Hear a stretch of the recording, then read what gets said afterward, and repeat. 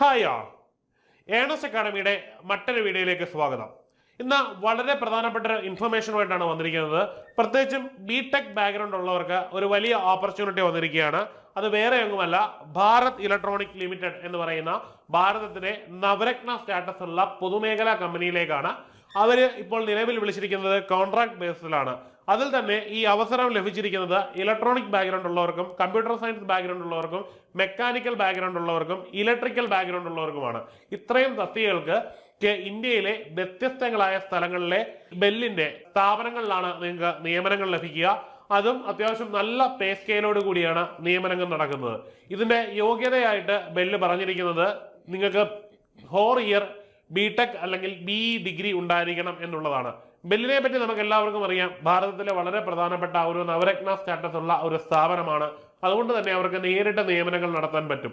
ഈ നിയമനങ്ങൾ 3 വർഷത്തേക്കാണ് കരാറടിസ്ഥാനത്തിലെങ്കിലും അത് 2 വർഷം കൂടി നീട്ടാനും പിന്നീട് സ്ഥിര നിയമനങ്ങളാക്കി മാറ്റുവാനുമുള്ള സാധ്യതയുണ്ട്. മാത്രമല്ല, ബെല്ല് പോലുള്ള സ്ഥാപനങ്ങളിൽ നിന്ന് കിട്ടുന്ന സർട്ടിഫിക്കറ്റുകൾക്ക്, അതായത് എക്സ്പീരിയൻസ് സർട്ടിഫിക്കറ്റിന് ഇന്ത്യയിലും ലോകത്തും തന്നെ വളരെ വലിയ വാലിഡിറ്റി ഉണ്ട്. മാത്രമല്ല, ജോലി ചെയ്യുന്ന കാലഘട്ടത്തിൽ നിങ്ങൾക്ക് ലഭിക്കുന്ന സാലറി എന്ന് പറഞ്ഞാൽ ഇൻകം ടാക്സ് പരിധിക്ക് മുകളിലുള്ള സാലറിയുമാണ്. അതായത് ഉയർന്ന ശമ്പളത്തിൽ വളരെ സ്ഥിരതയുള്ള സുസ്ഥിരമായ ഒരു ജോലിയാണ് നിങ്ങൾക്ക് ബെല്ല് ഓഫർ ചെയ്യുന്നത്.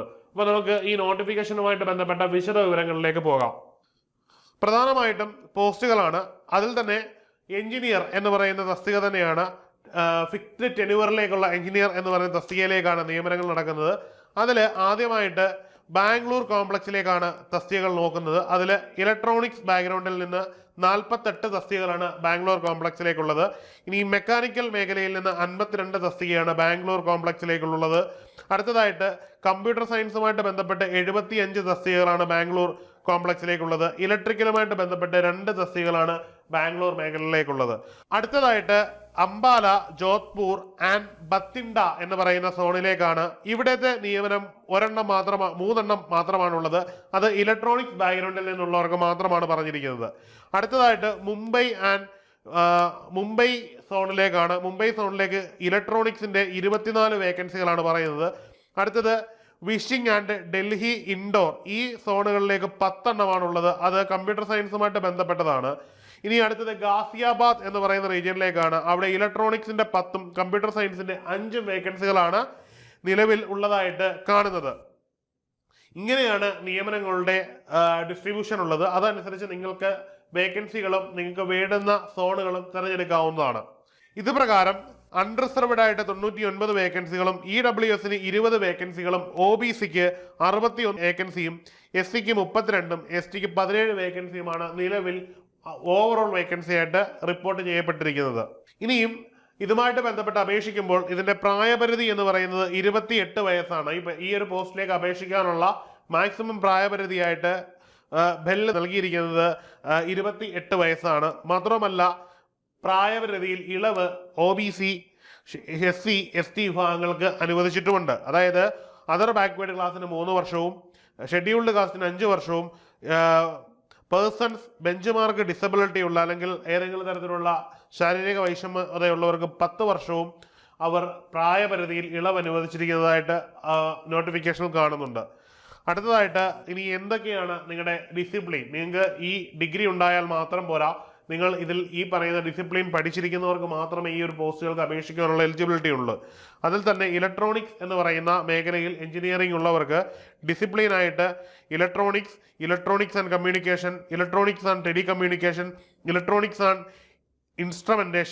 ഇൻസ്ട്രുമെന്റേഷൻ, കമ്മ്യൂണിക്കേഷൻ, ടെലികമ്മ്യൂണിക്കേഷൻ, ഇത്രയും സ്ട്രീമിൽ ഇലക്ട്രോണിക്സ് ബിടെക് അല്ലെങ്കിൽ BE ഉള്ളവരാണ് ഈ ഒരു പോസ്റ്റിലേക്ക് അപേക്ഷിക്കേണ്ടത്. അടുത്തതായിട്ട് മെക്കാനിക്കലാണ്. മെക്കാനിക്കലിലേക്ക് എത്തുമ്പോൾ mechanical engineering, mechatronics, industrial engineering and management, ഈ 3 ഡിസിപ്ലിനുകൾ ഏതെങ്കിലും ആയിരിക്കണം നിങ്ങൾ നേടിയിരിക്കേണ്ടത്. അടുത്തത് കമ്പ്യൂട്ടർ സയൻസിലേക്ക് എത്തുമ്പോൾ computer science and engineering, computer science engineering, information technology, information science and engineering, data science and engineering, artificial intelligence and engineering, ഇത്രയും ഡിസിപ്ലിൻ നിങ്ങൾക്ക് ഉണ്ടായിരിക്കണം. അടുത്തതായിട്ട് ഇലക്ട്രിക്കൽ ബാക്ക്ഗ്രൗണ്ടിലേക്ക് എത്തുമ്പോൾ ഇലക്ട്രിക്കൽ ആൻഡ് ഇലക്ട്രോണിക് എഞ്ചിനീയറിംഗ്, ഈ സ്ട്രീമുകളിലും നിങ്ങൾക്ക് ഡിസിപ്ലിനിൽ നിങ്ങൾക്ക് ബാക്ക്ഗ്രൗണ്ട് ഉണ്ടായിരിക്കണമെന്ന് നോട്ടിഫിക്കേഷനിൽ പറയുന്നുണ്ട്. അടുത്തതായിട്ട് ഇതിന്റെ എക്സാമിനേഷൻ അല്ലെങ്കിൽ നിങ്ങളുടെ സെലക്ഷൻ പ്രോസസ്സ് എങ്ങനെയാണ് എന്നുള്ളതാണ് പറയുന്നത്. മെത്തേഡ് ഓഫ് സെലക്ഷൻ ആണ്. ഇവിടെ മെത്തേഡ് ഓഫ് സെലക്ഷനിലേക്ക് എത്തുമ്പോൾ കമ്പ്യൂട്ടർ ബേസ്ഡ് CBT ബേസ്ഡ് ടെസ്റ്റും ശേഷം ഇന്റർവ്യൂവും നടത്തിയ ശേഷമായിരിക്കും അവർ നിങ്ങളെ റിക്രൂട്ട് ചെയ്യുന്നതെന്ന് പറയുന്നുണ്ട്. ഇവിടെ കമ്പ്യൂട്ടർ ബേസ്ഡ് ടെസ്റ്റിലേക്ക് എത്തുമ്പോൾ പ്രധാനമായിട്ടും നമുക്ക് കാണാൻ കഴിയുന്നത് 85 മാർക്കിന്റെ CBT എക്സാം ഉണ്ടായിരിക്കുമെന്നാണ്. അതിൽ ജനറൽ ആപ്റ്റിറ്റ്യൂഡ്, ടെക്നിക്കൽ ആപ്റ്റിറ്റ്യൂഡ് ഈ 2 കാറ്റഗറികളും ഉണ്ടായിരിക്കും. മാർക്കിന്റെ ക്വാളിഫിക്കേഷൻ ആയിട്ട് ജനറൽ OBC ആൻഡ് EWSന് 35% മിനിമം മാർക്കും SC/STക്ക് 30% വേണം എന്ന് പറയുന്നുണ്ട്. അതായത് ഈ ടെസ്റ്റിൽ മിനിമം ഈ ഒരു മാർക്ക് ക്വാളിഫൈ ചെയ്തവരെ മാത്രമേ ഇവർ കൺസിഡർ ചെയ്യുകയുള്ളൂ എന്നാണ് പറയുന്നത്. എന്നതിൻ്റെ അർത്ഥം ഈ ഒരു മാർക്ക് കിട്ടിയാൽ നിങ്ങൾക്ക് ഇതിലേക്ക് കയറാമെന്നല്ല. ഇതൊരു കോമ്പറ്റേറ്റീവ് എക്സാമിനേഷൻ ആണ്. പക്ഷെ ഈ ഒരു മാർക്കിൽ താഴെ ആയി കഴിഞ്ഞാൽ ആരെയും തന്നെ അവർ സെലക്ട് ചെയ്യില്ല എന്നാണ് ആ പറഞ്ഞതിന്റെ അർത്ഥം. ഇനിയും ഇതിന്റെ പേ ആൻഡ് അലവൻസ് ആണ് നമ്മൾ നോക്കുന്നത്. ഇതുമായിട്ട് ബന്ധപ്പെട്ട് നമ്മൾ ഓർത്തിരിക്കേണ്ട മറ്റൊരു കാര്യമുണ്ട്. ഇതിന്റെ എക്സാമിനേഷൻ ആണ്, CBT ബേസ്ഡ് എക്സാമിനേഷൻ ആണ്. ഇത് ഡിസംബർ 2024 തന്നെ കണ്ടക്ട് ചെയ്യുമെന്ന് ബെല്ല് പറയുന്നുണ്ട്. അതുകൊണ്ട് തന്നെ ഇതിന് അപേക്ഷിച്ച് ഉടൻ തന്നെ നിങ്ങൾക്ക് പരീക്ഷ ഫേസ് ചെയ്യേണ്ടി വരും. പ്രിപ്പയർ ചെയ്യാനൊന്നും അധികം സമയം കിട്ടണമെന്നില്ല. ഒരു 30 ദിവസത്തിൽ താഴെ മാത്രമേ ഇതിന് പ്രിപ്പയർ ചെയ്യുവാനുള്ള സമയം ലഭിക്കുകയുള്ളൂ. ഇനിയും ഇതുമായിട്ട് ബന്ധപ്പെട്ട് പേ ആൻഡ് അലവൻസ് ആണ്. ഇതിന്റെ സാലറി സ്കെയിൽ എന്ന് പറയുന്നത് ഏതാണ്ട് 40,000 മുതൽ 1,40,000 രൂപ വരെ സാലറി കിട്ടുന്ന ഒരു തസ്തികയായിട്ടാണ് ഇതിനകത്ത് പറയുന്നത്. ഇനി ഇതിന് അപേക്ഷിക്കുന്നതിന് നിങ്ങൾക്ക് ആപ്ലിക്കേഷൻ ഫീസ് ഉണ്ട്. ആപ്ലിക്കേഷൻ ഫീസ് എന്ന് പറയുന്നത് 400 രൂപയും അതിന്റെ 18% GSTയുമാണ്. അങ്ങനെ മുഴുവൻ നിങ്ങൾ 472 രൂപ ഇതിന് ഫീ ആയിട്ട് അടയ്ക്കേണ്ടതാണ്. ഇനിയും ഈ ഫീയുമായിട്ട് ബന്ധപ്പെട്ട് ഇതിനകത്ത് SC/ST, PWBD and ex serviceman ഇത്രയും വിഭാഗങ്ങളെ അവർ ഫീസിൽ നിന്ന് ഒഴിവാക്കിയതായിട്ട് കൂടി പറയുന്നുണ്ട്. ഇനിയും ഈ അടയ്ക്കുന്ന ഫീസ് ഒരു കാരണവശാലും റീഫണ്ട് ചെയ്ത് തരുന്നതല്ല എന്ന് കൂടി ഈ ഒരു കമ്പനി നിങ്ങളെ അറിയിക്കുന്നുണ്ട്. അടുത്തതായിട്ട് ഇത് എങ്ങനെയാണ് അപേക്ഷിക്കുന്നത് എന്നുള്ളതാണ്. ഇനിയും ഇതിന് അപേക്ഷിക്കേണ്ടതിൻ്റെ വെബ്സൈറ്റ് ആണ്.